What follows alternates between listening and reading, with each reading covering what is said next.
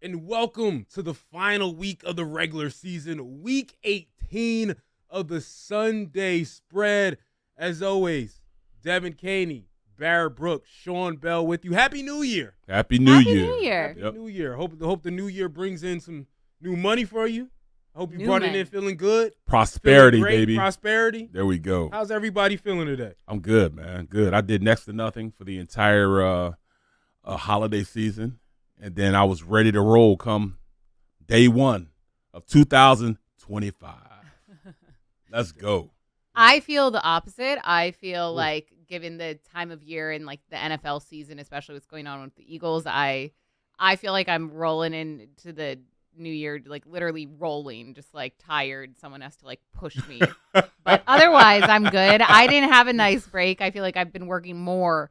You have been. I've been hearing you everywhere. I mean, Yeah, it's you're been a lot, everywhere but it's right been now. fun. Yeah. It's been fun. You've been everywhere. Doesn't Yes. sound like that. You're like vacation, February, It's been end of fun. February, hopefully. No, That's it- what you're looking for. It has been good. I am the new Eagles sideline reporter for WIP. So Congrats. if you want- Congrats. thank you. If you want any insight from the sidelines, There we go. There we I'm go. here. So you Yeah. going to answer my texts when I'm texting you, right? I'm like, hey, what happened on this?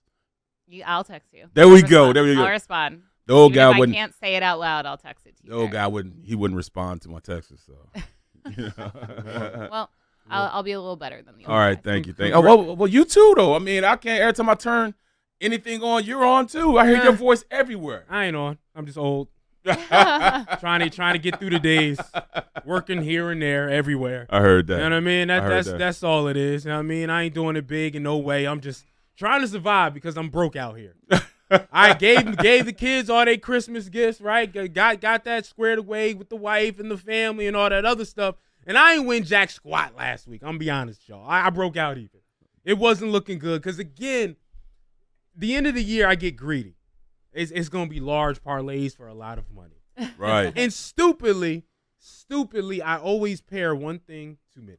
Or two Always. things too many at the end of these big parlays to Yeah. make it big, and I lose money on that situation. I was pretty good when it came to games last week.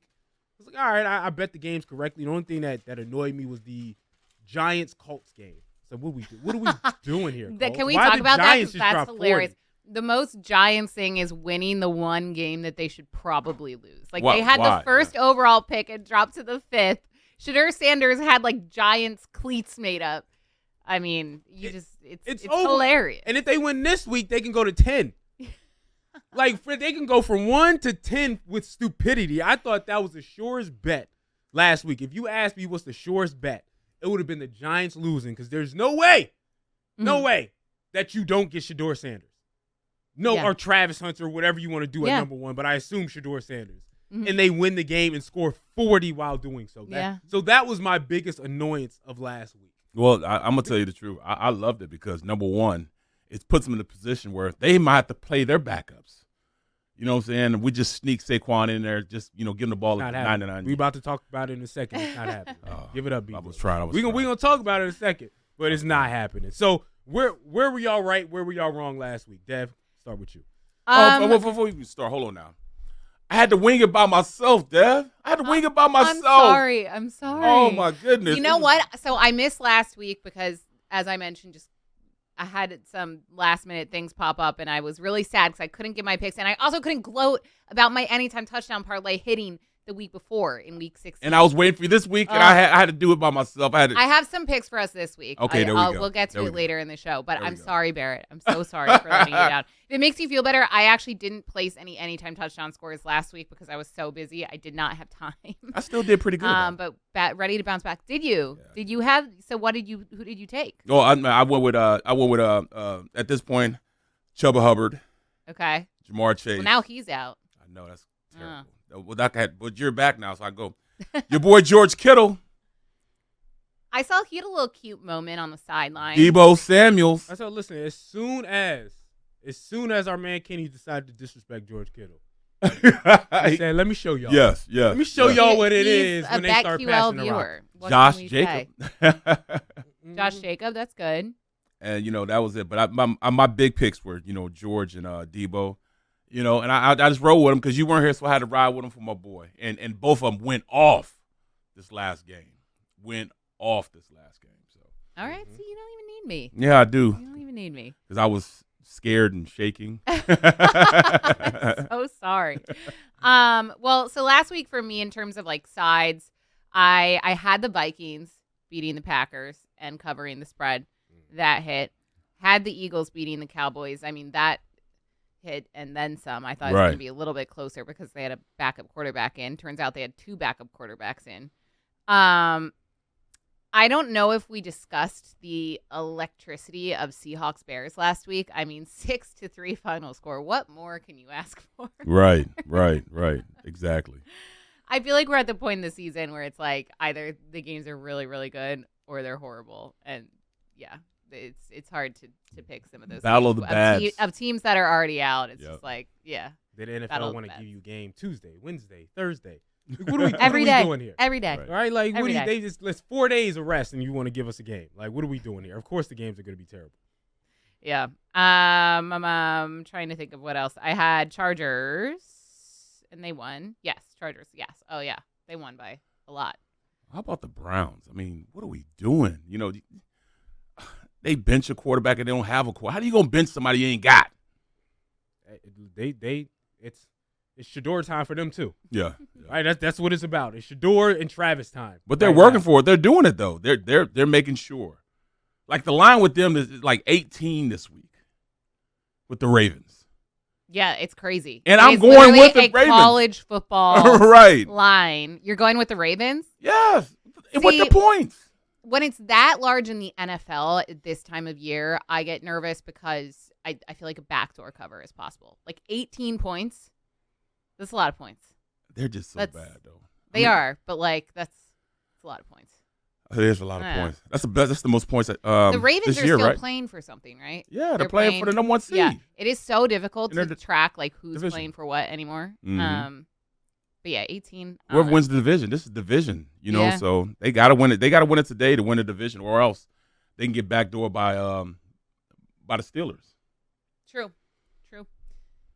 You tweeted us. You texted us about Jamar Chase again, or was that last week? I don't remember. That was a week before. Okay. Yeah. I feel like you text us about Jamar Chase a lot.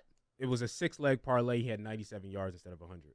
Mhm. I was 3 yards away from winning a couple $100 on that one. So Mm. thank you. Mm. Like it was like a 20-1 bet, Oh man. and yeah, he was 3 yards short. So Are you gonna take it again thanks. this week?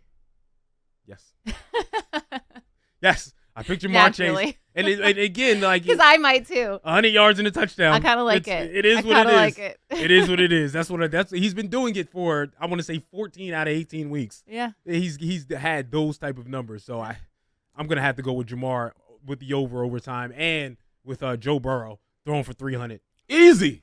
That's Throwing easy for money. 300 and over Easy 2 money. to 3 touchdowns every single game. So they may not make the playoffs, but that offense is always going to ring off. Now let's talk about what we're talking about in Philadelphia the last couple of weeks, but especially the last couple of days. Mm-hmm. Saquon Barkley Mm-hmm.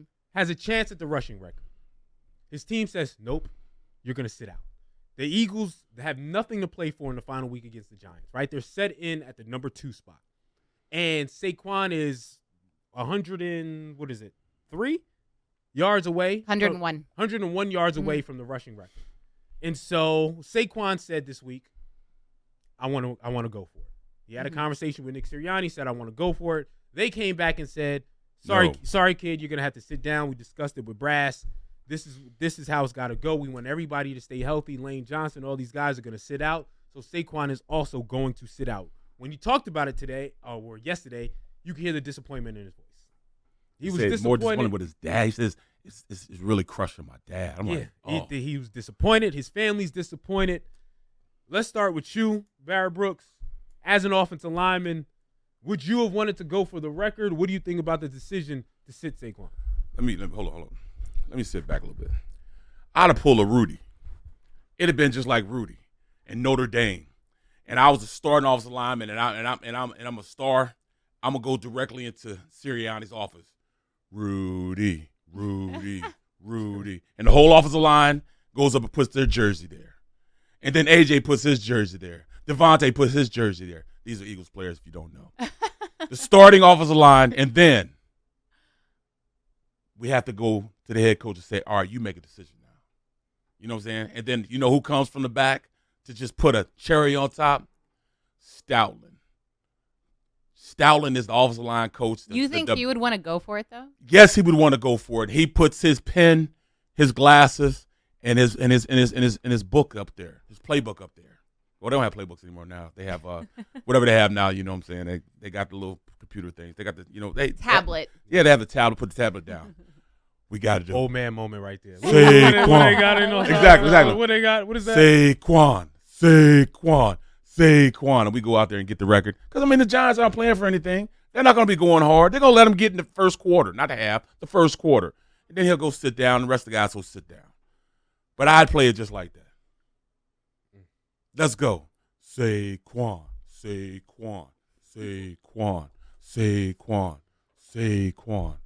Until he plays. Smoothing stuff. Right? He practiced it. It's a whole movie scene he put in his head. He practiced this. Devin, what do you think? So I was there yesterday when Saquon talked to media, and I think so. Yes, I do think that there was a tone of disappointment, like you could tell, and I was surprised because I didn't think that he wanted it that badly. And well, I guess I don't know how badly he really wanted it. I think if he truly went to Sirianni and said, "Hey, I really want to go for this," I think they would let him. I think not in his nature though. He meant right, and he's such a humble, kind of selfless player that he doesn't want to put his teammates at risk and push them to play. Because while offensive linemen on the Eagles like Jordan Mailata have come out and said yeah, we want to go for it, Lane Johnson is in his 12th year in the league, and he said he's really, really happy to have a break because the Eagles are locked in the 2 seed. They're not going to get a first round bye. They have not had a bye since week 5. Okay, they're going into the postseason. They're trying to make a deep postseason run. They need this rest more than Saquon needs that record, as awesome as it would be. And I think at the end of the day, as great as it would be, it is the wise thing to do. And Nick Sirianni, for all of the criticism he gets, was finally the adult in the room. And as Saquon said yesterday, I'm so glad that Sirianni made the decision for me because I didn't want to have to decide to put my teammates at risk like that. I mean, could you imagine if they played and he got injured or one of the O-linemen got injured or even just banged up a little bit can affect their play moving forward in a meaningless game against the Giants? Well, it's so not worth it. Look, A.J. Brown played in the final regular season game last season, and then he missed their first playoff game in Tampa Bay, and they got crushed. I'm not saying that's the whole reason they got crushed. The Eagles had a lot of other issues then, but still, it's just not worth it. It's a really, really big risk, and there are bigger things at play. I also think it's interesting that Saquon said he changed his mind. So Sunday, he said he told Sirianni, I'm good. I don't need to go for the record. I'm okay resting. And then I think it was outside noise from his dad. He said his family, other players. He mentioned Derrick Henry he talked to were kind of saying you should go for it. And that's when he said, all right, maybe I'll try. And then Sirianni ultimately made the decision not to. And he seems at peace with it, maybe a little disappointed. He's still in the 2000 club. I'm okay with it. I wanted him to go with it, but I actually felt a sense of relief knowing that we don't have to worry about anyone getting injured or banged up in this final game. I say nice guys finish last. Okay. I think he 100% wanted the record, but he's too much of a nice guy. He's too much of a professional to demand it and put anybody in a bad situation. He wanted that record. The Eagles, to me, it's okay to be selfish from time to time in life. We've all got goals in life. Right. And all of us seem to be unselfish people. Do things for others. Do what we need to do for the team. Absolutely. But there's probably 3 goals in your life where you go, if I ever had a chance at that, I want that. Yep. And if I'm as unselfish as a person as Saquon is, I would expect everybody else to go, you know what? You are such a good dude. You're so unselfish. We're going to rock with you. We're going to rock with you because you've been the good soldier. You've been all those good things. And now he finally wants something for himself.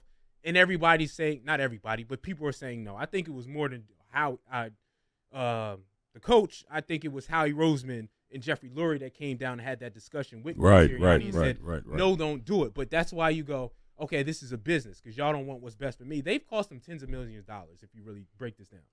That record means something, right? Eric Dickerson is the only reason the younger generation knows his name because of this record. and that's no disrespect to Eric Dickerson because he's a GOAT in his own right, but his name is brought up every couple years when someone but comes you know close. why? You know why? Why? Because he never won anything. Oh, Do you remember the running back that won in 1984?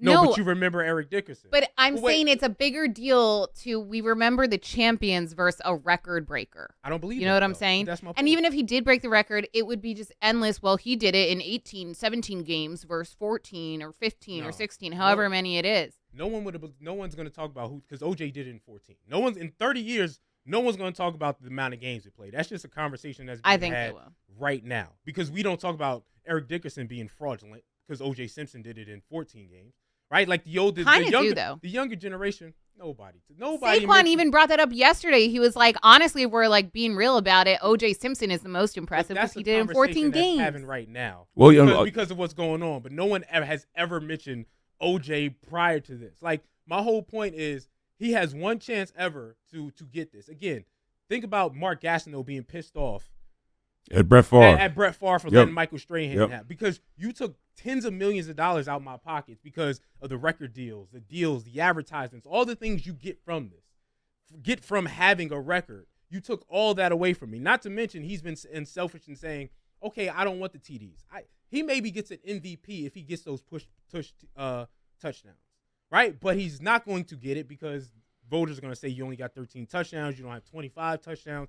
So he's been so unselfish. And again, and my point is you should be allowed to go for a goal, right? Like as an NBA guy who liked the basketball, my goal was like if I want to get NBA champion, MVP, Olympian, right? Saquon Barkley wanted this goal since he was 12. And now he can't get it? All right, let me put it in betting. I know we got to wrap so we can continue talking about this. Let's put it in betting terms. I got a $10 million ticket.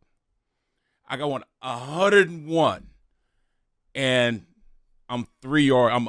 I'm 3 yards away from that last ticket to get $10 million. That's what he's thinking about right now. He has 101 yards against the worst defense in the NFL. Lawrence is out. He's not playing. He's playing against a defense that they don't want them to win. And I can't get it. I bust on the ticket. It's now I'm gone. I'm out $10 million. That's how I feel right now. That's how he feels. I just, again, we remember Eric Dickerson more than we remember who won the running back that won in 1984. Now, I mean, I know because it was Roger Craig. I'm a 49er fan. But, like, most people don't know who that individual is. Like, immortality, he was this close away from. Well, AP was what? Immortality. AP was 17 yards away? We'll finish this conversation, bow this up, and then talk about everything else we need to talk about. Underdogs. And the underdog week is a weird week because how many teams are actually playing for it Right, this week? I know. So it's just sort of picking I certain know. teams. Weird. Who's actually an underdog in this one, depending on who actually plays. All right, Sunday Spread. We'll be right back. Once again, welcome back to Week 18 of the Sunday Spread. It's going to be Week 19 soon, right? Week 19 exists? It's I guess. It's inevitable. They're going to add another game. It's going to be Week 19. It's going to be Week 20. 100%. Yeah. It's going to be all of those There's things. going to be games Monday, Tuesday, Wednesday, Thursday. all freaking 24/7. every day on Netflix, Hulu, all types of situations. Can I just say, because I don't think I've been Exactly. on since the Netflix. There's something about, like, I think the broadcasts were fine. I wasn't that locked into them because I didn't really care about either game, but like they were just on in the background. Honestly, I thought the NBA was better on Christmas Day than By the far. NFL, but something about Netflix carrying games makes me feel like icky. Like I just don't like it. It's like just leave sports the way it is. Like, do you really need to dabble in everything? You know what I'm saying? Yes, is their answer. Yes. I'm- They're the I'm ultimate. I with don't you. I'm like it's- it. The NFL's it's the not ultimate. necessary. Like I don't like that. Again, when my parents are in their 70s, that they Mhm. can't watch it. They're like, Yeah. Sean, how do you? Now they calling me. How do you? I'm like, I set up your Netflix. Now Yeah. like and now they can't watch a Christmas Day Netflix game because they annoyed and they can't get on. to Yeah. it. Like it's just. I agree. Allow My everyone to grandparents the same watch. way. Like, yeah, it just I didn't love it, but I Yeah. digress. Anyways. I know. Shout out to Beyonce though. Yeah. Losing like that in front of Beyonce in the hometown is just disgusting. Disgusting. Imagine going out and being demolished in front of your favorite artist. Putting up 2 points. Right? Like imagine being an athlete being demolished in front of your favorite athlete. It's rough. Yeah, that's pretty rough. rough. That's I pretty lost a game in front of Kenya Martin one time and was crushed. crushed. And I played well. We almost won the game, but I was crushed. I know. It's like Kmart just watched me lose. Oh, that's He came all the way out here and watched me lose. I was pissed. But anyway, I digress. It means nothing. Yeah, Dust, you still talking about it. I know. It meant a little something. I got in foul trouble and everything because I was too hyped. It was just pissing me off. Anyway, wrap a little bow around this running back situation and Saquon Barkley being out. Right move in general, though, for the actual team. Again, I know I'm a selfish individual. That's what I learned via these conversations. But right move for the team to sit everybody. What's the sit versus keep things hot and going? Because Detroit last week didn't have to play anybody against San Francisco. Yeah, right? but they're still playing everybody. a game that matters a lot, like for the 1 seed this week. But that's what I'm saying. Like the Eagles, it was a week off that you could have took. It's sort of the same situation because you're in a must-win game the week after. If they win this week, then they have a week off. So the Eagles won't have that. Like the Eagles have been locked into the 2 seed since the end of last week. So like they've known this. So they know, like this is their bye, and they have to take it. Well, yeah. So they could have had 2 buys. Then you were just saying they could have had 2. No, they could have rested against 49ers. I'm saying that's what they should have did because if they rest against the 49ers and then play the Minnesota Vikings, they need that game more. They need not more, but they need that game badly so they can get a bye. Yeah, and I was so surprised. Why wouldn't they take that because, bye? I mean, look at their injury report. Like that's why more than half their team is on it. He's like Dan Campbell's like the Thibodeau of the NFL. Like these guys. I would not have played my starters in that game against the 49ers, but they did. I don't know why. Nobody got hurt, so yeah. I guess you're saying it. But I mean, but it's not all about getting hurt. Like obviously you don't want that to happen, but when it comes to the Eagles, they're just banged up at this point because they haven't had a bye since week 5. Yeah. So they need, and they're not going to have one before the postseason begins when they're either playing the Packers or the Commanders, and then the opponents are just going to get harder from there. So they need to rest. Like that was Lane Johnson. I think if Saquon really pushed and said, I really, really, really want to go for it, they would have let him, and I think the offensive line would have tried to get it for him. But I could tell talking to Lane Johnson yesterday that like these guys, he's like, I don't even think a week is enough. Like we're still really banged up, but like we need this rest at this point. At least older players like him do. No offense to Lane, sorry. But it's kind of hard for me right now because there's so many other factors that are involved with this. I mean, do we look at Jalen Hurts being? Well, and Jalen is still in concussion protocol, by the way. So is he still in it, or are they just? No, he is still in it. I think we find out today if he practices. If he doesn't practice today, it's actually like pretty concerning because he's been out for over a week now. And that means come playoff time, he won't play. No, or throw a snap to his starting receivers for 3 weeks. Yeah, that's a long time of not being able to get the timing down with your offense, timing down. I mean, even as far as the offensive line, knowing where he is, the running game, that's kind of big. That's what I was thinking. Would I play Jalen for at least a quarter? Would that be selfish for me to do that? Because you have your starting offensive line out there, but then he can get the record. Then Saquon can get the record then too. Quick question, random or not so random. At what point, how many years you have to play in the NFL to get a pension? Well, you have to play 3 years and 3 games. So you got to make it into that 4th year and play 3 games in the 4th year, or at least be on the active roster for 3 games. For 3 games before you qualify for the NFL pension. So I mean, and that's the NFL being smart because the average playing expectancy of a career of an NFL football player is only 3 years. You've got to make it to that 4th year and play 3 games. And in practice squad, when I played, practice squad doesn't count, but I guess it counts now. A little different. NFL so far. Just one other note on the Saquon thing before we move on. He has he's made it past the regular season once in his NFL career. Yep. They lost to Minnesota. He has never played as many games as hopefully he will likely play this season. Yeah.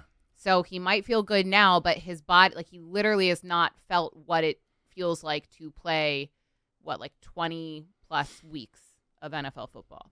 Because the Giants made it to the postseason once while he was on the team. Like they lost in the divisional round, so they played 2 games.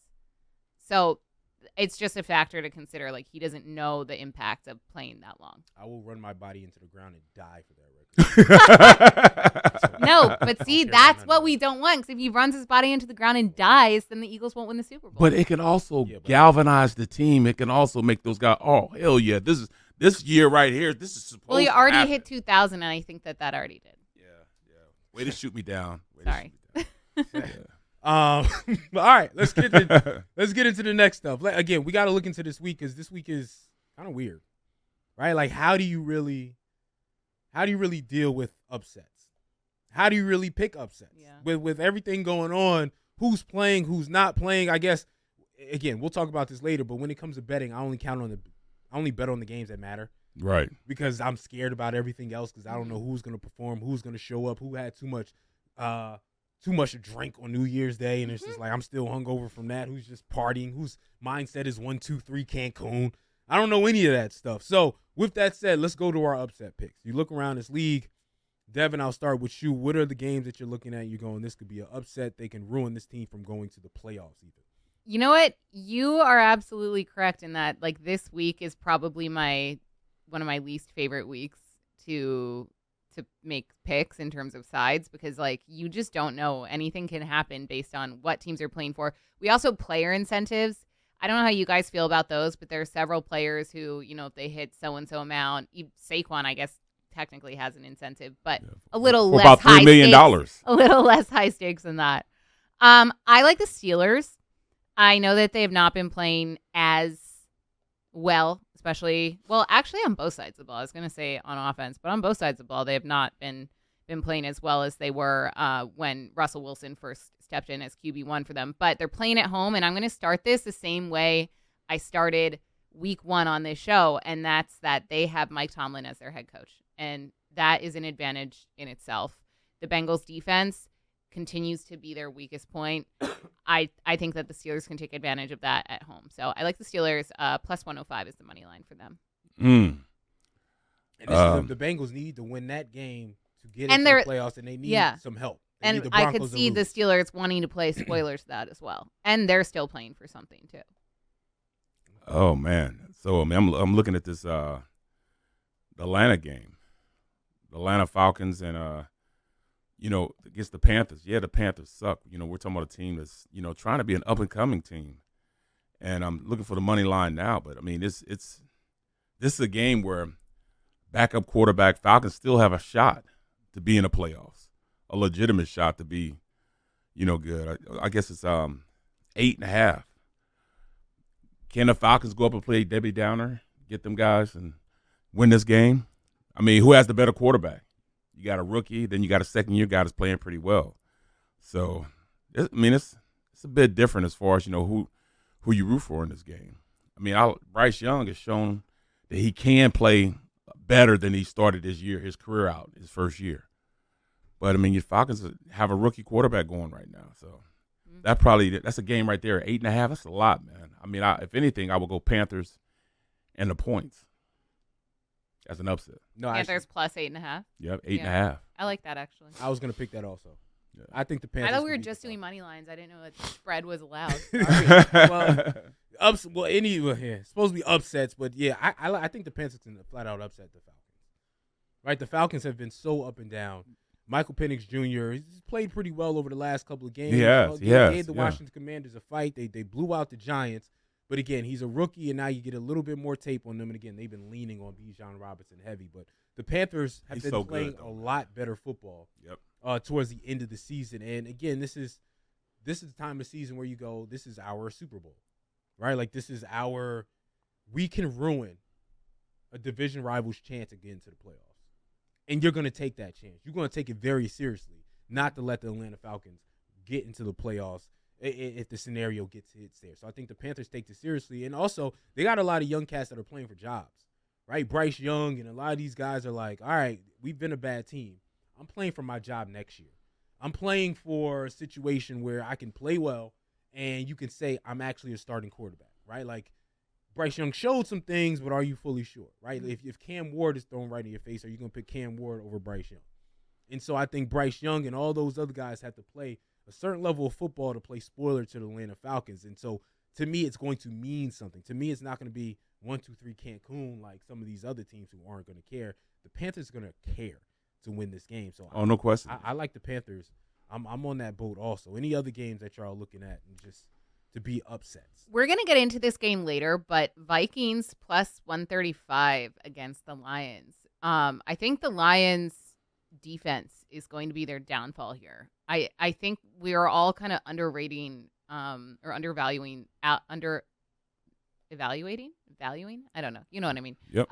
The Vikings, because yes, they have Sam Darnold. He is playing his best football ever. I think a lot of people still have that bias about Sam Darnold being the quarterback that he was, when he was with the Jets of years past when he was seeing ghosts on the field, whatever.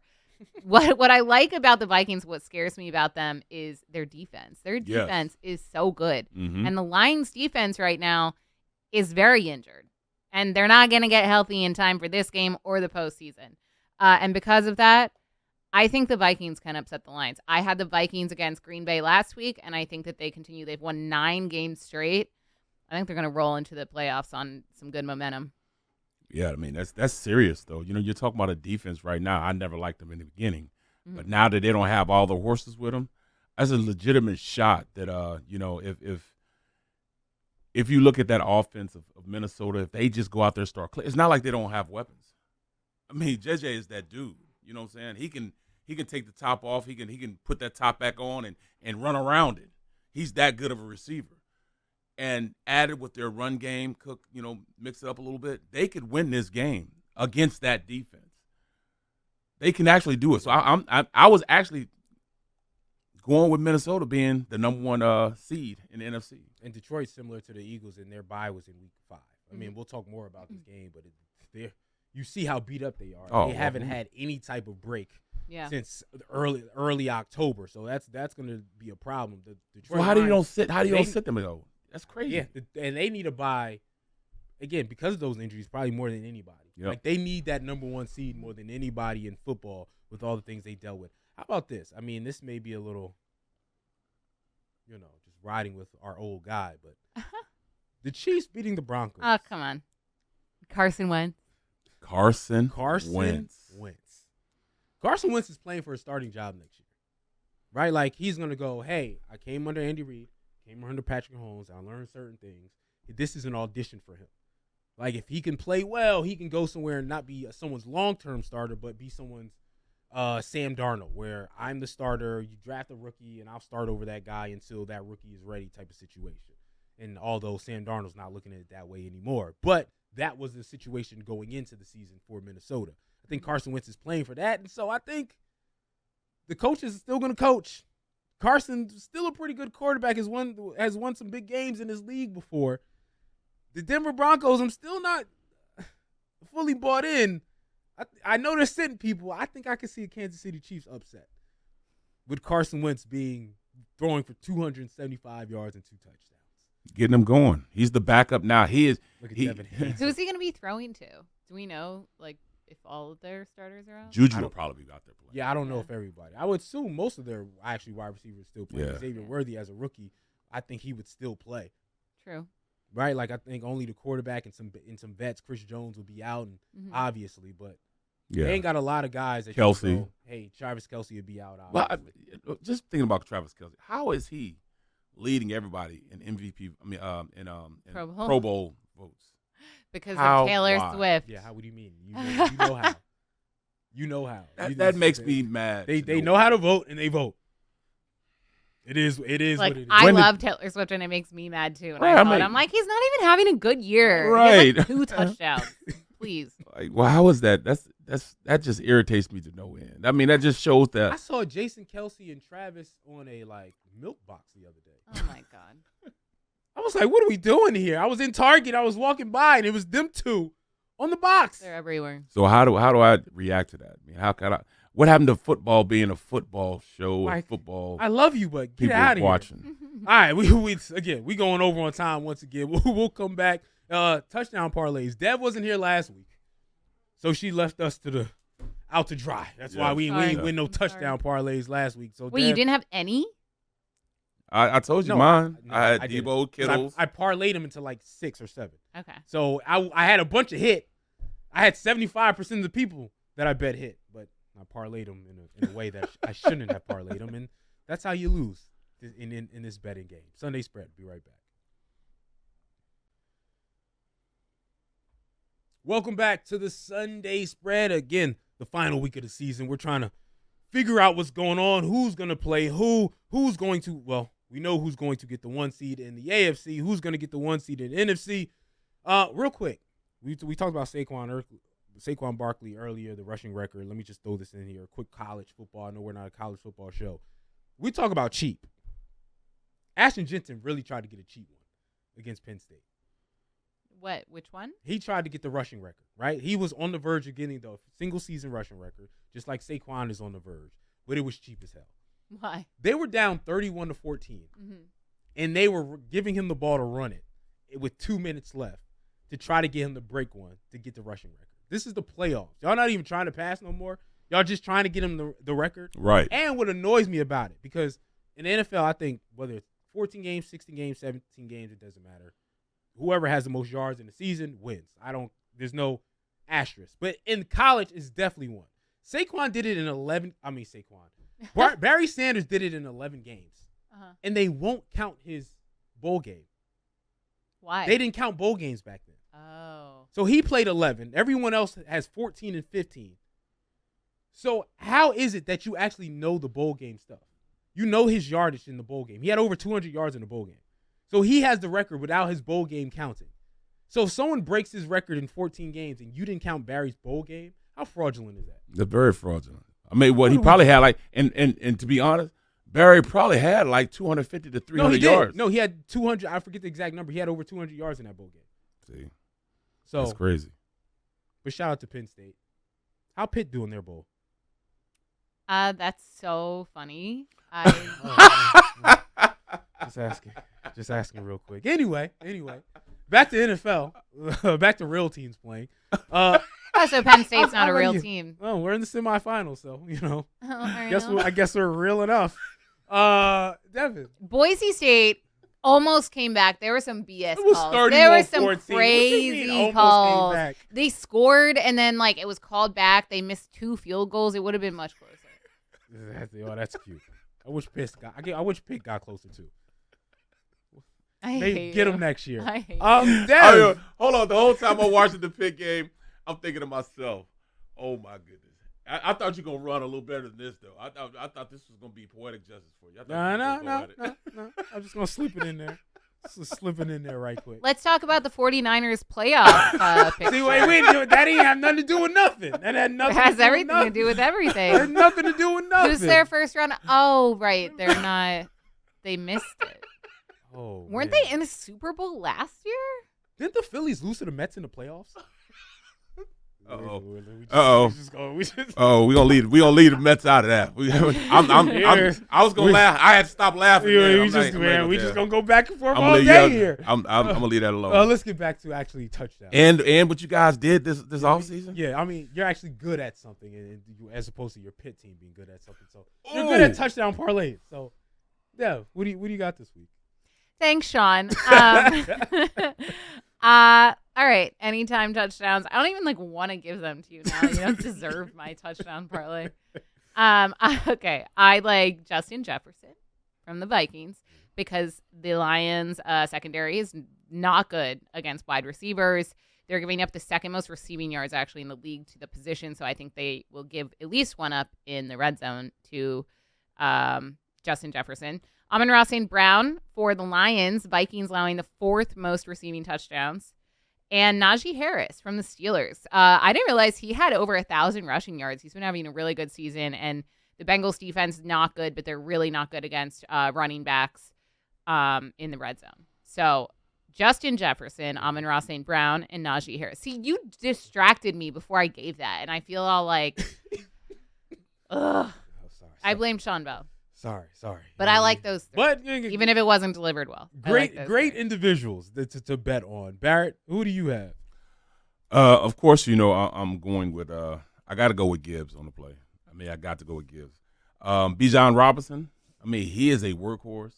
He is that dude right now. So I believe in him going out there and showing out. But I'm gonna stay there. I'm gonna go Drake London also. Tying it all with this, with the same team wanting to get to the playoffs. And then after that, it's slim pickings after that for myself. Yeah. Guys, Mike Evans. Mike Evans has 915 yards. Right? He's had 1,000 every year of his career. He's going to get fed. Yeah, he is. Hey, check this out. I got incentives. I've never missed 1,000. I am 85 yards away. Give me the rock. I want my gold jacket. I want my gold jacket, and it's a game that counts. And it's a game that they need to win this game. Make sure they win this game so they get into the playoffs, so they win the division. So I think Mike Evans is going to get fed the rock. He's going to have over 85 yards. Again, I guess your alt is either 75 or 100. I'm not sure which one I'm going to go, but it's certainly the alt is going to be over 75, and he's going to have an anytime touchdown in this game. Ja'Marr Chase, Steelers-Bengals game, it means something. They're fighting for something. Ja'Marr Chase getting, again, 100, but again, this is touchdown parlays. I think he gets in the end zone. He has 16 touchdowns on the season for a wide receiver.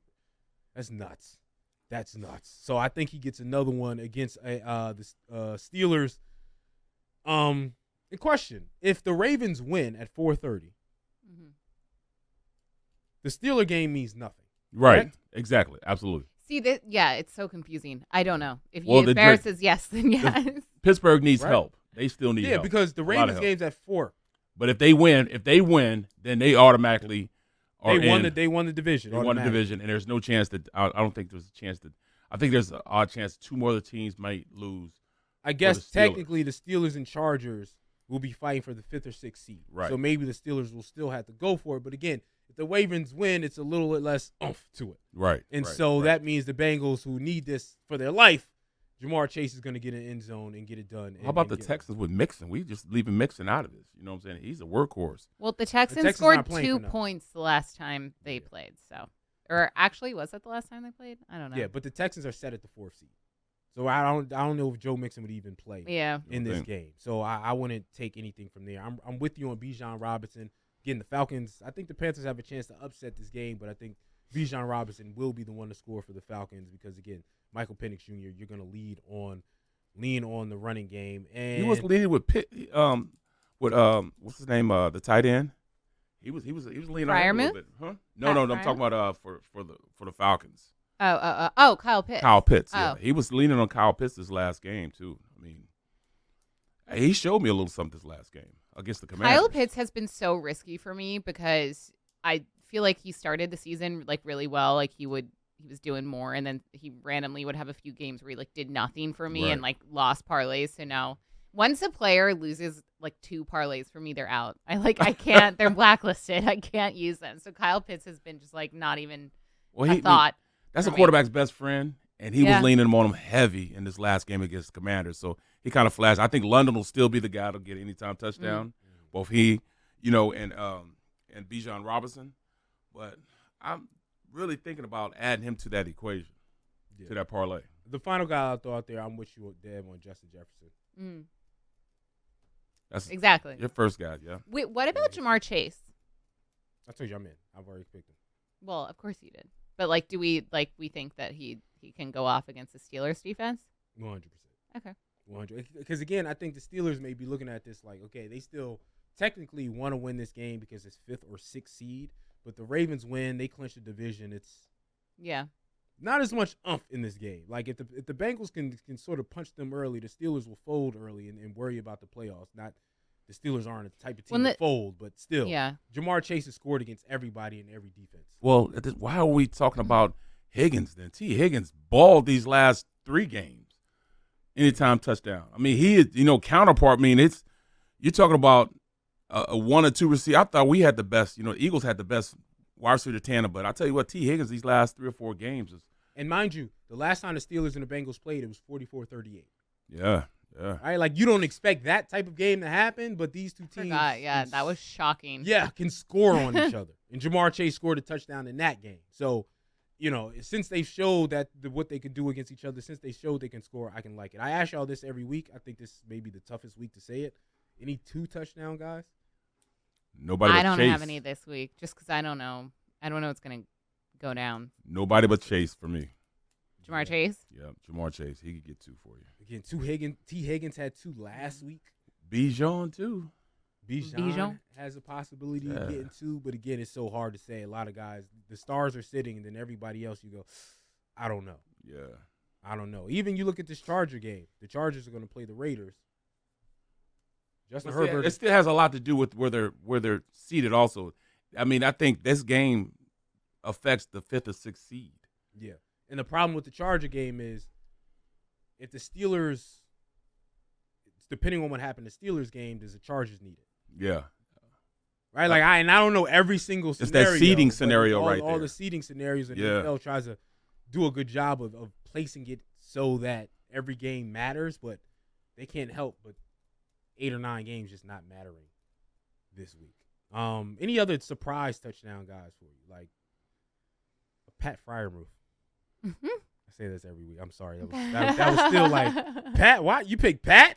Out of all people, is anybody else that y'all looking at and going, they can have a big game at the very least? Maybe Josh Jacobs from the Packers, because they're playing the Bears, and he's been like a force for them. I'm thinking he'll play because they see, like, I don't know the direct outcome, but they're still playing for the 6th or 7th seed. Yep, Them 6th or Commanders 7th seed. are going back and So I would imagine that they're going to play most of their starters. Yeah, because you're thinking, with the Eagles, that really affects where the Eagles land. I mean, who the Eagles' first opponent is. But do you want to win? Huh? Like you're saying, all right, who would I rather play?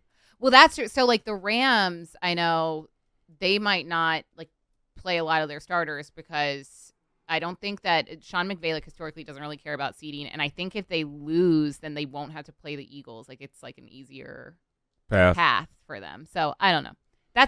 These weeks are so hard. It's so hard to call. All right. Well, with that said, we'll come back and actually talk about the big-time teams. In the NFC and the AFC, Eagles, Lions, Vikings, what issues they have, what issues they don't have, and what do you think their chances are in the playoffs, and what sort of wild card scenario that each team would want the most. We'll be right back. Welcome back to the Sunday Spread. Devin Caney, Barrett Brooks, Sean Bell kicking it with you, trying to figure out these playoff scenarios. I'm sorry. It's just all over the place. If they beat them and they beat them and this scenario happens and you get this seed, we're trying to figure it all out for you. So let's try to figure it out for the Eagles first. The Eagles locked into the 2 seed. But they don't know who they're playing. They're going to play either the Commanders or the Packers in the playoffs, depending on what happens this week. Dev, I'll start with you, and we'll start with Jalen Hurts because that's the main concern. Again, new sideline reporter. What are you hearing about Jalen Hurts? Practicing, not practicing, and are you worried about him taking a little bit too much time off before the playoffs? I'm getting a little worried just about the severity of his concussion. So he went out with that concussion that he got in the Commanders game in, week 16? And he has not been back. He's not been cleared to even do non-contact, like, stretching with the team. So yesterday they had a walkthrough and he wasn't there. Today, he should be back at least in some capacity. And if he's not, then that's, like, highly concerning. So we're arguing about Saquon, and, like, we don't even know if Jalen Hurts would have been able to go regardless on Sunday against the Giants. Yeah. So either way, whether he's ready to go or he's simply sitting, it concerns me a little bit. But then you also have to look at the Eagles' approach to the preseason, and they don't typically play their starters, like, whatsoever. And they came in, they won their first game. I know they kind of were a little bit on the rocks until their bye in week 5, and then they came back and won, like, 10 straight games. But I'm not overly concerned about it. I think at this point they need rest. I was about to say rust. They need rest. And also, Jalen Hurts has a broken finger. Like, we aren't talking about that. It's on his non-throwing hand, but, like, he does have a broken finger. So these guys are banged up. It doesn't overly concern me, but I hope that he's at least healthy enough and clear his protocol in time to, like, fully practice with the team and the offense, like, at least a week, if not more, before their first playoff game. Yeah, I mean, I guess my concern with that is he comes into a playoff game after one good hit. Is it woozy a little bit? Like, depending on the severity of concussion, like you said, is it like, because if Jalen Hurts, if you watch that hit in the Commanders game that took him out, he stood up and he looked like kind of drunk, and then you knew he was concussed when he goes up to the ref and he's like, I'm good. Like, as soon as he did that, it's like, Okay. you're done. No, you're not. You're done. You're Yeah. done. Yeah. My Yeah. concern Not to is- laugh at it, but like, The best Low version of key. Jalen Hurts runs the rock too. Yeah. Right? Like he has to be that dual threat quarterback. And so now if he takes one good hit and now he's not going to be running the rock and now he's going to be a statue back there, like Mhm. then they aren't nearly as good as an overall offense. mhm. And so that concerns me for playing a really good team in the first round of the playoffs. Like again, if Jalen Hurts is fine, I have no concern with whoever they play in the Mhm. first round. But Mhm. if he's if one good hit away Yeah. and he gets one good knock Mhm. and they're going to try to knock his head off and all of a sudden he's woozy a little bit, then I'm a little bit concerned. Yeah. Well, and Kenny Pickett has broken ribs. So I don't know. I mean, I doubt he'll play this Sunday, but I don't know what his status will be as like a backup option. Not that we want that at all. No offense to Kenny Pickett, but like you need Jalen Hurts in there if you want to win. What do you think, Barrett? I think it's just a little gamesmanship. I mean, he hasn't cleared concussion protocol because they don't want to clear concussion protocol. You yet. think? Yeah, I think it's just more so they But want why? him to rest. What advantage is that? The advantage comes with the opponent doesn't know what's going on, number one. And, I mean, he's in the building. They know he's in the building. He knows those guys, are been playing together all year, So I just think it's just a little gamesmanship on that. They knew he wasn't playing this week for sure. He wasn't going to play because they knew nobody was going to play. Once they locked up the second seed, was it a week and a half, 2 weeks ago, Mm-hmm. they weren't going to play him. So I think it's more so gamesmanship. The Eagles probably right now, the Eagles are probably the most solid team in the NFL right now. The NFC right now. I Mhm. think they're the most solid team on the NFC. Well, and aside from Hurts, Dallas Goddard is back. Yep. He just got cleared, and Nakobe Dean is also back. He missed last week. So Yep. they are, for the most part, healthy. Hurts is still Solid, in yep. protocol, Very healthy, and yep. Brandon Graham is still out, and like a few other guys who aren't, big. So game when I look at it from that changers. point, yeah, they're to me they're Yeah. the most solid team ready to roll right now in the NFL. Mhm. With that said, who would you guys rather play, Commanders or Packers? Commanders. Commanders. I want to whoop their ass. They took advantage of the situation like they were supposed to. Just like the Eagles took advantage of the 49ers back in that, game. They did the same thing and, they won. They barely won though. Yeah. And this is without our starter, our starting safety and our starting quarterback. They barely won. So I just think it's there were a drop pass by Devontae away from losing that game then. So I just think at this point, I want them first. I want to just beat them real bad, like they stole something. I want to beat them that bad. Yeah. I feel the most confident playing the Commanders, Yep. and I want to beat them. yeah, so Yeah. bad. Yeah, Yeah. Yeah, you want to beat them like they were Sean. Yeah. Yeah, pretty much. Pretty much, yeah. I get it. I get it. Who do you want the 49ers to play? Oh, wait. I thought we moved past all of that. Oh, I that's thought we my fault. I thought we were in a good space right now. I thought we were in a good space. Yeah, you want to play the Commanders. Rookie quarterback. Yep. rookie quarterback. I know he's dynamic. I know he's good. That team isn't as talented.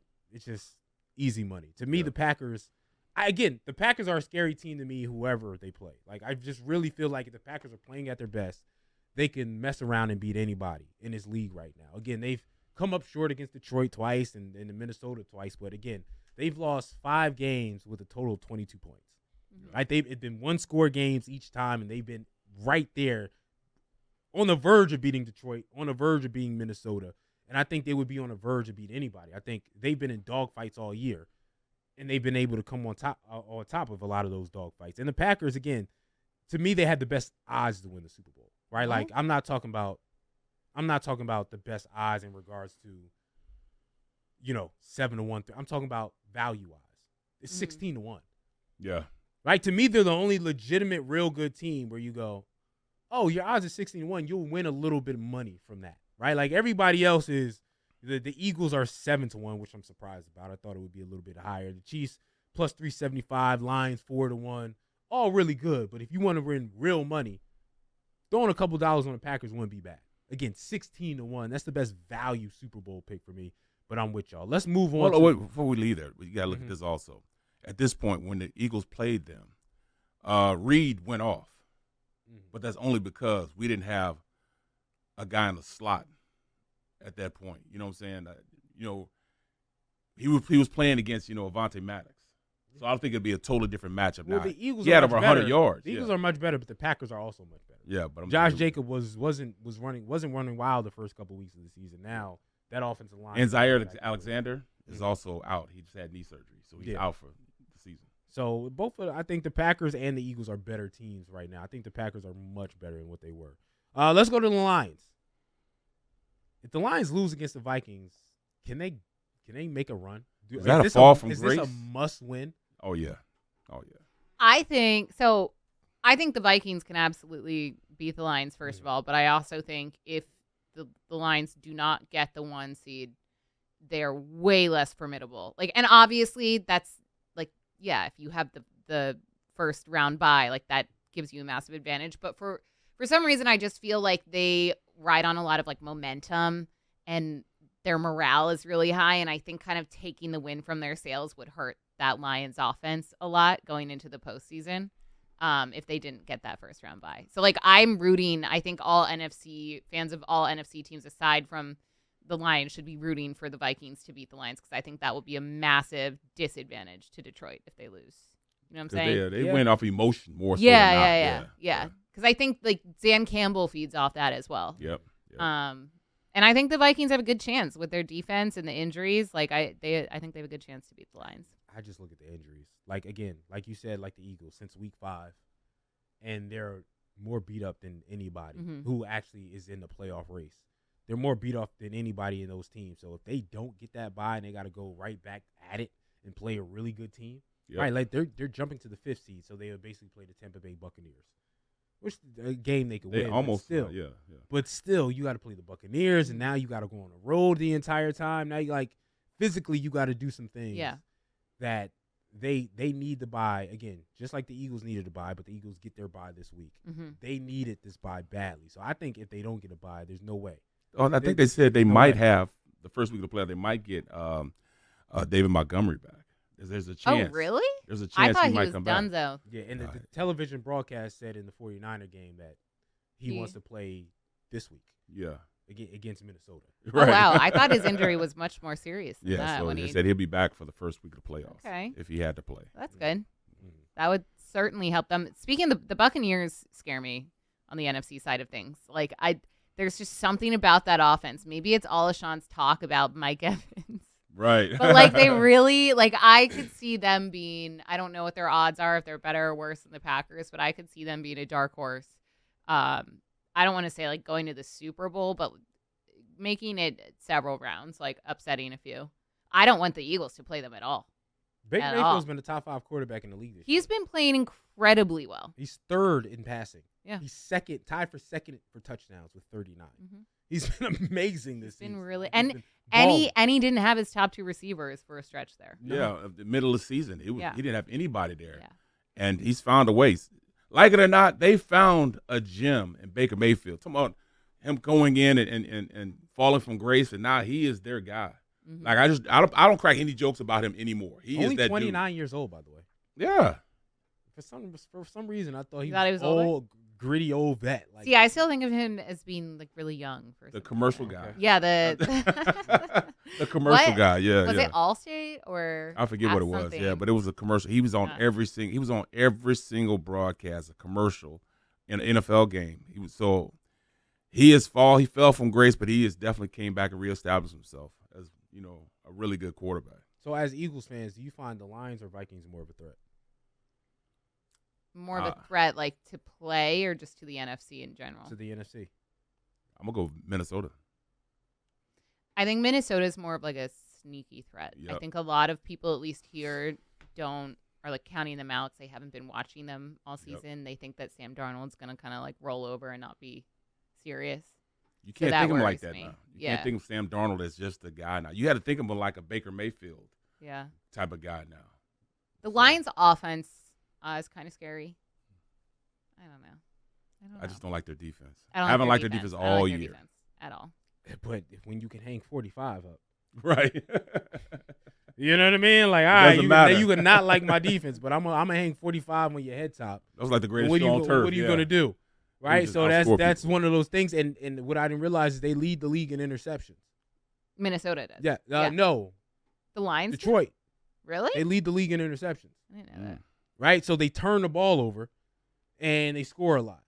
No, So it was just like Wait, that but they don't 49er even game. have a good pet. Like, they allow a ton of receiving yards. Yes, it's not relative. What it is they get up on that offense gets up on teams so fast that you have to play catch up, and then you go out so there trying to catch yeah, up. yeah, that's a good point. Yeah, but they're able to get those turnovers Right. despite that secondary not being great. They get the turnovers. Brian Branch, again, he's the one really good safety back there, really good secondary member that back there who makes plays. So Terrion Arnold's pretty good. You know the Alabama DB. that boy holds like nobody's business. Oh, he's always grabbing. It's going to be grabbing. it's going to be a pass interference. It's going to be a pass interference. Yo, both he and Porter are the greatest at that.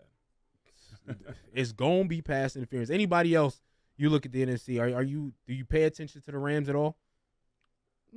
Not since we played. Not since the Eagles played them. Yeah, they don't really concern me. Dang, just complete dismissal. All right. So you're only worried about the Minnesota Vikings, the Detroit Lions, and for some reason the Tampa Bay Buccaneers. Y'all got to get over The it. Bucks are Jalen Hurts' kryptonite. I think Yes. it's Todd Bowles. Like, maybe it's bad memories. I don't know. Every time He can't read the defense. the Eagles play them, it's like it doesn't end well. So yeah, they scare me. Packers would be a tough opponent, but they don't really worry me too much. Yeah, I would say probably Lions, Vikings, Bucks. Okay, let's take a quick look at the AFC, and we'll talk more about the AFC after the break. It's just the Chiefs. Like, we've been talking about the offense not being very good, and then they explode last week. Yeah, they're playing. They're not, the fraudulent. I think they were 9-1 when I came out and said that. They've been playing well. The offense, yeah. Patrick Mahomes didn't make the Pro Bowl for the first time in his career as a starting quarterback. The Pro Bowl came out? Yeah, Pro Bowl came out earlier today. Oh, okay. And Mahomes did not make it. Who was it? It was Josh Burrow, Allen, Joe Burrow, and Lamar. Yeah, that sounds about right. Yeah, it makes sense. I thought they Yeah. wouldn't give it to Joe because of the record. Yeah, I was actually surprised. Joe's second.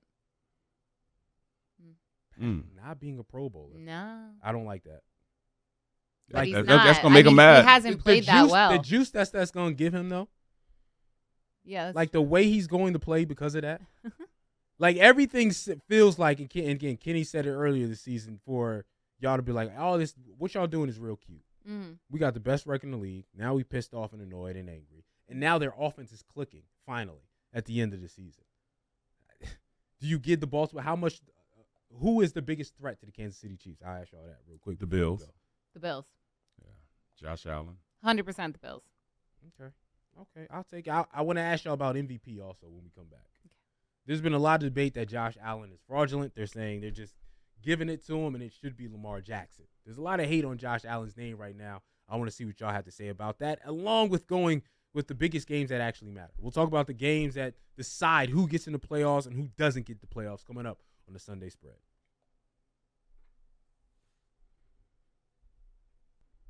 Welcome back to the Sunday Spread. Barrett Brooks, Sean Bell, Devin Caney kicking it with y'all. I want to ask y'all real quick, MVP. Everyone's sort of locked away and giving it to Josh Allen, but there's been a lot of talk from, people from different places. Ryan Clark, Cam Newton, et cetera, that said it shouldn't be Josh Allen. It should be Lamar Jackson, and that we're giving it to Josh Allen just because we're sick of giving it to Lamar Jackson. It's sort of the Michael Jordan effect is what they called it. Fatigue. The fatigue effect. Yeah, All right, we've given it to this guy too much. Pat has gotten it a bunch of time. Josh Allen, fine. Here, let's give it to you. Devin Caney, what's your take on that? Because they say, again, Lamar Jackson leads Josh Allen in every category, basically. He has more yards, more total yards, more total touchdowns, more QBR, better QBR. What's your thoughts? Doesn't Josh Allen have a better record? Yes.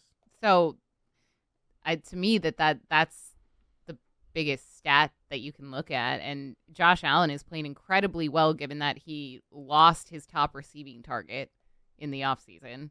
I didn't have, honestly, very high expectations for that Bills team, coming off another playoff loss last year to the Chiefs. Like, I think what he's done with them without the talent that he's previously had is really impressive. And I like to look at, like, Did the quarterback lead the team to a win? Like, did they win because of Lamar or Josh Allen? And there's a lot to be said for Lamar. I'm not taking anything away from that, but I think Josh is the reason the Bills have been so good this year. And he's limited turnovers.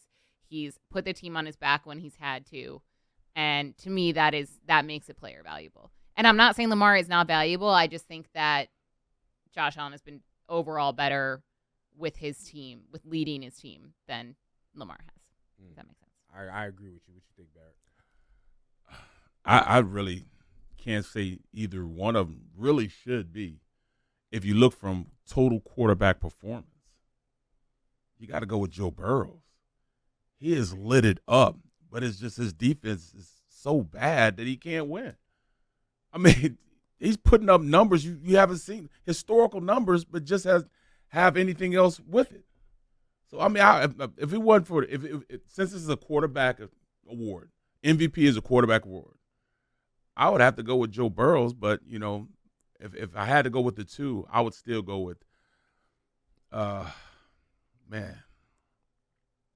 I mean, I had to go with the fatigue, man. I'd have to go with, to me, you know, a guy that's been rolling. You got to go with him. Yeah, I think it's unfair that they talked about Josh Allen that way. I know he doesn't have the stats. But let's talk about the games that matter, right? Yep. Like, he beat the 2 number 1 seeds as of right now. Yeah. He beat the Kansas City Chiefs. He beat the Detroit Lions, putting up a total of 78 points. Right? 78 points on it was 48 spot and a 30 spot against the 2-1 seeds. That's Kansas City's only loss, and Josh Allen did so. Meanwhile, Lamar Jackson wasn't able to beat Patrick Mahomes. Right? Look at his what record. did you do in the biggest games? And then you go, I ain't got another Hall of Famer right now with me, right? Like, I ain't got another Pro Bowler with me, I believe, in a skill position. He's got one number 1 receiver. You got Derrick Henry. Derrick Henry is about to have over 1,800 yards. Yeah. Right? It's probably going to be 1,900. I don't got that.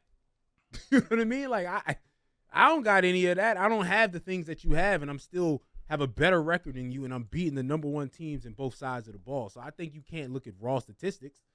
Right, because go, all right, man, you threw for 400 yards against this bum team. Like, Yeah. I mean, that means you had a better season than me, as opposed to me beating the teams that were the best and putting up big numbers against teams that are best. And I think Josh Allen has done that. So I think we can't be just looking at statistics, paying attention to statistics in this particular manner. We got to look at where the statistics happen. You got to go with Joe Burrows. You go with strictly statistics.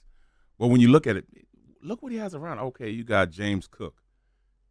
He's a pretty good, you know, weapon as far as running the rock. You know, they have an okay running game, but I mean, he's throwing to Keon Coleman, who was out half the season anyway. He's been hurt. One of his primary receivers is Backpack Boy, Mac Hollins, who walks in snow barefooted. You love saying Backpack Boy. You do. Man, I mean, I do. I'm sorry, man. I do, man. But I mean, his starter is Amari Cooper.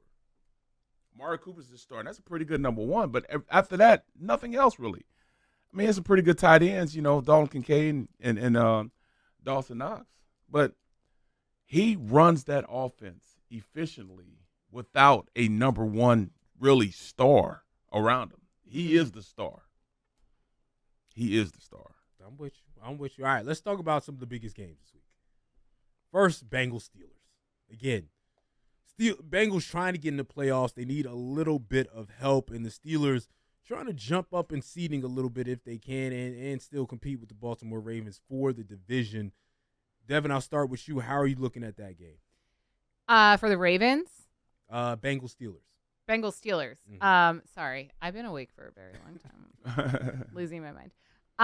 So I had the Steelers as my upset this week. I honestly am shocked that they're underdogs. I know that their offense really improved when Russell Wilson first stepped in. And then it seems like when, I forget what week they played the Eagles. Was it week 15? 14, 15. They lost that game, and then it seemed like kind of started skidding, especially offensively. And then last week, their defense really did not play well. They gave up 320 yards. So through the air to Mahomes. Given that, and Joe Burrow, who just threw for over 400 yet again, like, I could see him lighting up this Steelers defense that doesn't seem to be playing well. But the Bengals defense continues to be their weakest point, and the Steelers are playing at home, and Mike Tomlin knows how to win. And I think that they're going to want to play spoiler to the Bengals, who are still trying desperately to cling to that last playoff hope. So I like the Steelers. I think it's going to be a good game. I think it's going to be close. But I think that the Steelers can upset the Bengals here. And the Steelers have lost 3 in a row, but that 3 in a row has been against the Eagles, Ravens, Chiefs. Yeah, they've had a really hard schedule. You know what I mean? Like, really so hard it's like, I schedule. know that's a losing streak, but at the Exactly. same time, you Mhm. face the best of the best. And the Steelers ain't on that level, right? Like, they're a level down. They're a good team. They're a playoff team. They ain't on that level. And the Bengals ain't on that level. So Mhm.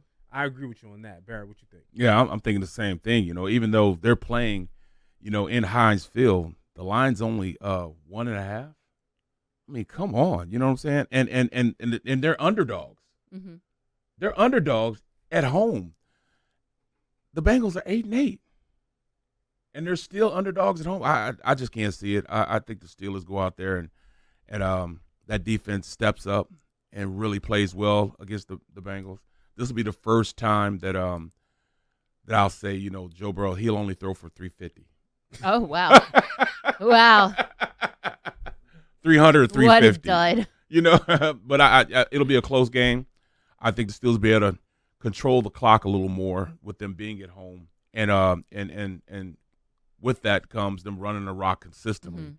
So they'll keep it close, you know, with time management and running the ball, and you know it's gonna be hard to slow that Bengals offense down. But I think if there's any team that can get some pass rush on Joe and make him move around, it's that Steelers defense. I got the Bengals, man. They can't score lately. Again, I know they played really good teams and really good defenses, but 10, 17, 13, 14, like since the last time they played the Bengals, they just haven't been able to put points on the board, and the Bengals, you know, are going to put up 30 plus, right? So I'm not sure the Steelers' offense is in gear in where it needs to be to beat this Bengals team right now. So that's what I'm scared of. Again, Russ, like you said, when he first came in, they were able to score. They were able to put some points on the board, but they haven't been able to do so ever since. And so I'm worried about them. Again, the Bengals defense ain't very good, so they'll be a little bit better.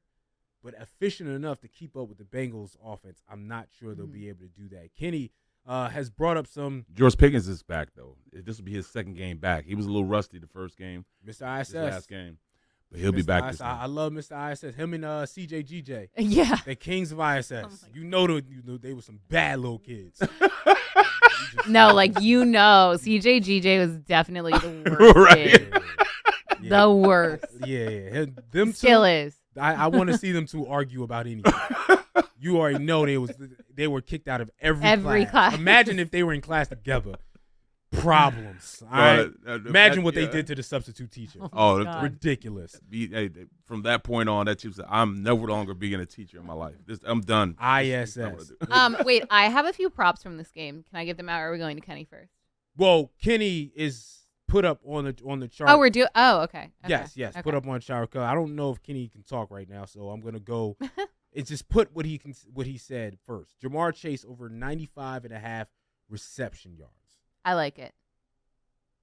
Are we playing alted? Are we like? I didn't mean to just jump on that one. Oh no, That was gonna be one I gave out. Yeah. Oh no. We just I definitely would. throwing some out there and trying to figure out our own parlays right now. 95.5.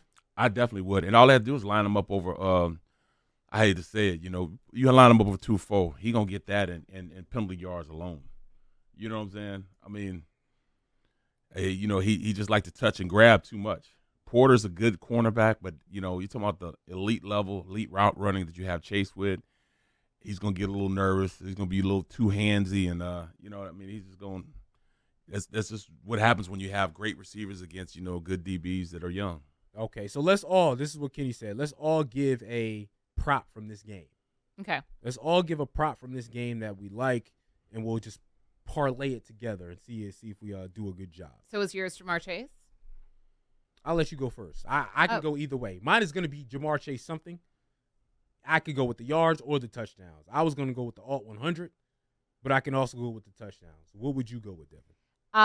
So I gave a Najee Harris touchdown in my parlay, so I'm not going to do that one. But I like Pat Freiermuth over 32.5 receiving yards. Bengals defense not good against tight ends. And I given that George Pickens was a little rusty, I like him as a good solid option for Russell Wilson to get the ball to, and 32.5 is not a very high number. Okay. All right. We got that. So, and Kenny, I believe you're going to pick, we're both going to do Jamar. You're going to do the 90 over 95.5. I'll do the touchdown for Jamar Chase because that's how good I think he's going to do. Any other parlay you want to throw in there, Barrett? I'm going to go Pickens. Okay. Pickens anytime touchdown. Oh. He's back now and get it tutty. big play guy. He's their big play guy. If he can go out there and get, I'd put him anytime touchdown over 80 yards. He can make a difference in this game. Over 1.5 fights. I'm going with the over. I'm going with the over in that game. So yeah, again, that's going to be our parlays for that. It's going to be a Barrett says Pickens touchdown. I say a Jamar Chase touchdown. Dev says Pat Freiermuth over 32.5. And Kenny says Jamar Chase over 95.5. That's going to be our Bengals Steelers parlay. Now Plus 875. Not bad. Okay, I like it. Now let's go to Lions Vikings. Before we get to our individual parlays for that game, we talked a little bit about where we think this game is going. Barrett, I'll start with you. How do you think the game is going to go? Who are you picking? I'm going Vikings on this. I think Vikings at this point right now defensively, they can control. I think they can control this offense because they don't have Montgomery out there. They're going to try to use, an offense that really at this point puts up a lot of points, but you just have Gibbs there, and to me, if you can slow him down a little bit, you can slow that entire offense down. So I'm going with the defense. I'm in it with the Vikings. I think Vikings win. Okay. What do you? I'm in the same boat. Whether they win outright, take the money line plus 130 or take Vikings plus 3. I think that they can win or get very, very close to it. But I just think the Vikings are the healthier, better overall team right now. And given the Lions defense, it's hard for me to pick them right now. And I also think part of this is hopeful thinking for me, because like I said earlier in the show, like I want, as an Eagles fan and covering the Eagles, I want the Vikings to get the 1 seed here. Like I do not want the Lions to have the 1 seed whatsoever. So go Vikings, skull. I'm gonna go with the Lions in this game. I hear everything that y'all are saying. Offensively, I just don't know if they could be slowed down. Right, like the Vikings have an explosive offense at the same time, so it could be a high-scoring game. But I just don't think if you get into that type of game, anyone's gonna outscore the Lions right now. Well, I mean, the Lions. I mean, if you ain't falling down, act like you falling down and scoring like that. I mean, I don't know if they can consistently have that type of mentality, especially with that aggressive mentality with somebody just as good as you on the opposite side of the ball, and that's the Vikings. I mean, Detroit, man, they just have to – if you have to do it the old-fashioned way, I don't know if they can do it that way. You win games with defense, tough defense, and consistent offense, and they have big play offense. Yeah, but again, they have a knack. They lead the league in interceptions. They have a knack of getting turnovers. So if they can score 40 and then get 2 turnovers from you, right, like that's the name of the game for them. At least that's the name of the game of 2024 football. So, I think they can get that done. All right, let's do our parlay real quick. We'll do our parlay coming back because we got to wrap. So we'll do our parlay for that, talk about a couple more games that matter, like the Broncos, and then give our best bets. I also want to do a couple of start one, bench one, cut ones. I like doing that, so I'm going to throw that in there too on the Sunday spread. Welcome back to the Sunday spread. Final week, final segment. Devin Caney, Sean Bell, Barrett Brooks. We were talking about the Lions and the Vikings. Barrett, Devin have the Vikings. I have the Lions, but we do need one parlay that we need to combine together. So first, Kenny has Amon-Ra St. Brown over 75 reception yards. I like that. All right. Dev, will go to you next. I'm going to go to Barrett first because I want to check the number on BetMGM. Sorry. Okay. Barrett. If anything, I would go Justin Jefferson, anytime touchdown. And I would go with Gibbs. You got to pick one. You can't steal other people. You got to pick one. I'm going Justin Jefferson. Over 85 yards. Oh, that was going to be mine. So. Oh, my fault then. No, it's fine. It's fine. I there aren't, I think, player props like receiving and rushing aren't up right now. So Yeah, not I on. wonder if somebody's changing. They don't have it on Um, BetMGM right now. I'll go with mine if you need another second. Again, I'm gonna go with Jameer Gibbs over 100 yards rushing and receiving. Ooh, I like that. All right. Again, David Montgomery, if he comes back, how much will he be involved? Right. Jameer Gibbs being the all everything back, you know he's going to get the touches. You know he's going to run the You get a rock. lot of touches too. You know he's going to continue to. So I think he gets over 100 receiving and rushing. All right, I'm going to go with Jordan Addison over, if you alted, over 50 receiving yards, because while Justin Jefferson, I think, will get the bulk of the targets, the Vikings are still going to take advantage of that line secondary, and Jordan Addison is the second option for Sam Darnold. And he's really good, too. I just feel like Justin Jefferson gets all the attention, but Jordan Addison's having a really good season. Okay, I like it. So we got Jordan Addison over 50. Justin Jefferson over 85. Amon-Ra St. Brown over 75.5. And I have Jameer Gibbs 100, alternative 100, rushing and receiving. So we'll see what those current odds are in a little bit. But with that said, let's go to one more game. Let's go to Broncos Chiefs. Y'all think I'm bugging? I think the Chiefs got a chance. Again, With another Carson game that Wentz. matters with Carson Wentz. I think the Chiefs have the chance. Is the Broncos automatic in this one for you guys, or do you give anything to the Chiefs potentially winning this game? I mean, I don't know who is going to be receiving for the Chiefs. I guess it depends on that. But I could see them winning. It's the Chiefs. They always find a way. So, like, I learned my lesson. I'm not going to count them out. It's just hard to choose Carson Wentz as, winning quarterback against the Broncos. What are the Broncos playing for? They're like secured in the playoffs, no, but are they playing for seeding? They're not in the playoffs. They're not? They had the 7th spot. Oh, right, because they lost Yes. last week. Yes, if they lose again. Oh, then right. Miami or Okay, then no, the Broncos are going to win because the Broncos are playing for more. Yeah, they're playing for more. Yeah. And I don't know who's going to play for this. I this forgot Kansas they City hadn't team. made the playoffs yet. Yeah. Miami or Cincinnati can get in. So obviously, Cincinnati, I believe, needs Miami and the Broncos to lose.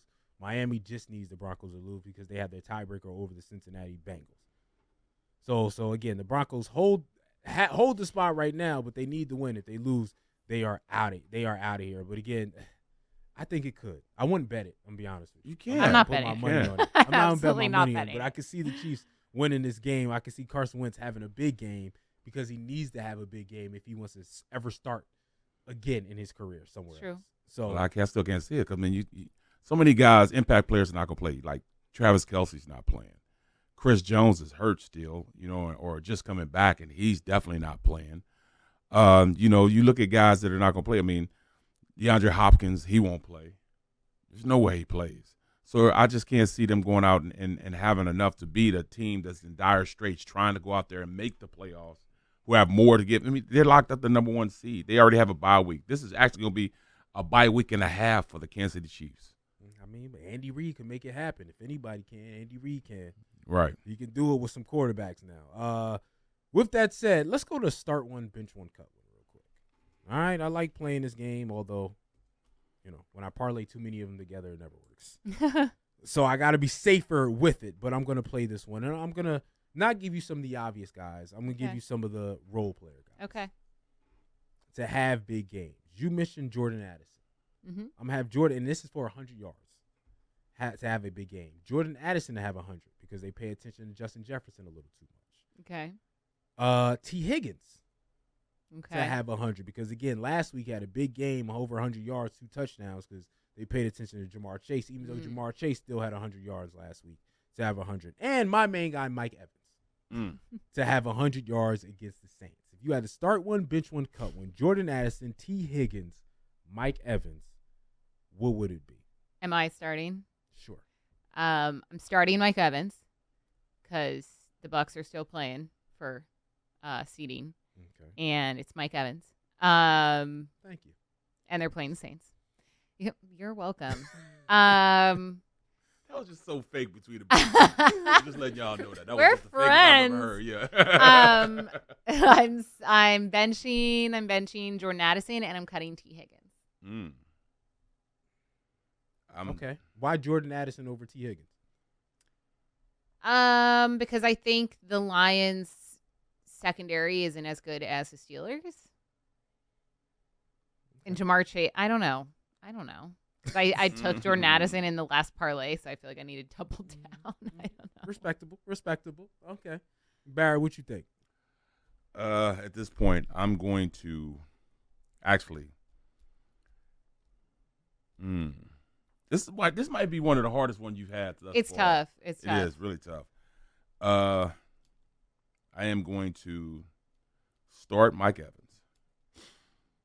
I am going to bench T. Higgins, and I'm cutting Jordan Addison. And that's simply because Jordan Addison, I'm only going to cut him because we're talking about 100 yards.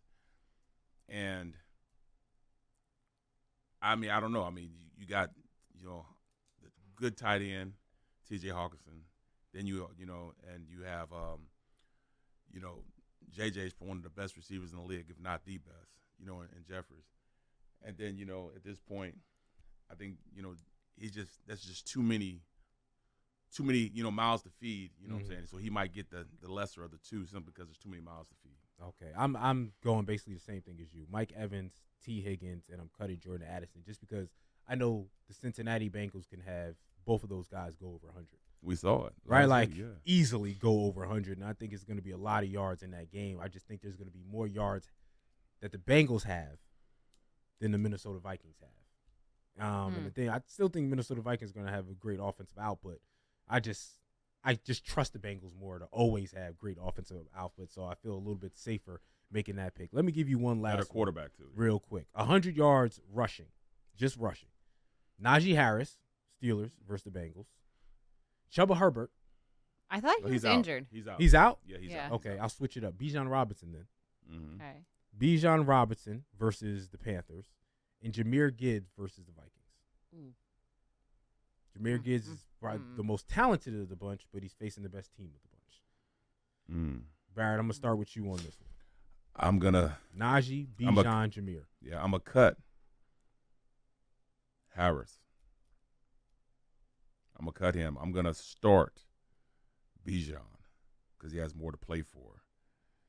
And Gibbs, I'm going to bench Gibbs because, his consistency is there. But he's going against a very, very good defense. Okay. So, what you think, Dev? I'm going to start Bijan Robinson. I'm going to bench Najee Harris. I'm going to cut Jahmyr Gibbs. I'm on the same boat as you. On this one. I just think they're going to throw it more, the Lions. Yeah. And it's just Vikings good defense. Yeah. Just dealing with, I think he's going to have over 100 all-purpose yards. Yeah, but just rushing, purely rushing. Yeah. Yes. I'm with you. I'm with you on that. With that said, best bets of the final week of the season. Dev, I'll start with you on this one. What are some of your best bets for the final week of the season? So I like the Vikings upsetting the Lions. I like them +3 or on the money line. I think I would probably opt if I was going to put money on it. +3. What else did I? Oh, Bucks -13.5. I know it's a really big spread, but the Saints are booty right now, which is so funny. Like I just think back to remember the first few weeks of the season, we were all like, the Saints are so scary, and now they're a joke. They did like lose a ton of people. Yeah. Their offense is rolling, but I think the Bucks are obviously a much better team, and I like them winning by at least 13.5. In terms of sides, I think that was all I had, and then my anytime touchdowns: Justin Jefferson, Amon-Ra St. Brown, Najee Harris. Honorable mention to Jamar Chase. Okay, I like. I'm gonna go with your touchdown parlays this week. Even though I like hating on you, I'm gonna go with them this week. You know what I mean? I need a win to end the season. I'm honored.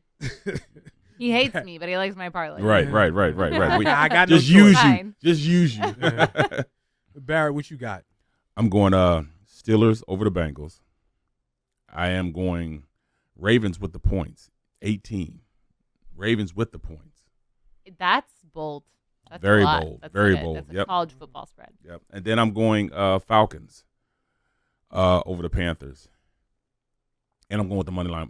I'm going with the money line with that. I'm going, 8.5. Anytime touchdown, Bijan Robinson, Mike Evans. But I'm keeping Jamar Chase. I'm keeping Justin Jefferson. And I'm going with T. Higgins. So I'm going dual one with Cincinnati, both receivers of Cincinnati, Justin Jefferson, Bijan Robinson. I might, you know what I'm saying, have a little side bet with him for two touchdowns. A little side thing with JJ. I like that. So, yeah, man. And you know, of course, I got to go with Mike Evans because just like you said, they're going to feed him. They're going to drop bombs with him. Last game of the season, oh, yeah. He'll have 1,000. Yeah, I got Mike Evans all over 75. I think he's going to get to 100, but I could see them screwing me and stopping right short of 100. Like, he needs 85. So I could see them going, we're going to get you 90 and then stop there. Yeah. Right? Yeah. So I think he's going to get over 75. I think he gets an anytime touchdown. I think Bijan Robinson has over 100 all-purpose yards. He could probably get 2. And has an anytime touchdown. Who? Bijan Robinson. Yeah, he can definitely possibly get 2. But I'm going to go 100 all-purpose with an anytime touchdown in this game. I said Jamar Chase. Again, his output is ridiculous. So I'm going to go over 100 yards for him and an anytime touchdown. I feel good about that. And Jahmyr Gibbs over 100 all-purpose yards. Justin Jefferson over 75 yards at anytime touchdown. I know they're both in the same game, but I can see a lot of points being scored in that game. You know, the game that we sort of ignored that counts, the Miami Dolphins are playing for something against the Jets. Yeah, they are. I think they're tough because we don't know Tua's status yet. Yeah, I don't know if he's playing or not. Yeah, but they are still playing for something. Still playing for something. So I'm like, do I want to throw something in there? The fact that they're playing for something could be worth it. Could be worth it, but I don't feel great about them in general. So. And is this the last? They're the Miami Dolphins. They really it's fell one of off. the big disappointments of this season. All right, hold on. Is this your boy's last game as a Jet? My boy is in Aaron Rodgers. Your boy. For sure. Your boy. For sure. Your boy. For sure, yeah. For sure. He'll be struggling looking for work next year. Oh. Which I'll be very happy No, about. Pat McAfee will put him on a show or something. Yeah, exactly. He'll get that. Making more than he made as a Probably. player. He'll get that type of work. All right, it's been a final week. Next time we see you, it's going to be the playoffs. Yes. Woo! Big money time, big money time. Saquon Barkley, anytime touchdowns all throughout the playoffs. I like to see it. All right, I like to see it. That's what I'm going to bet on. I already know that's what I'm going to bet on. All right, so have fun, enjoy a lot of money, and oh, yeah, Happy New Year.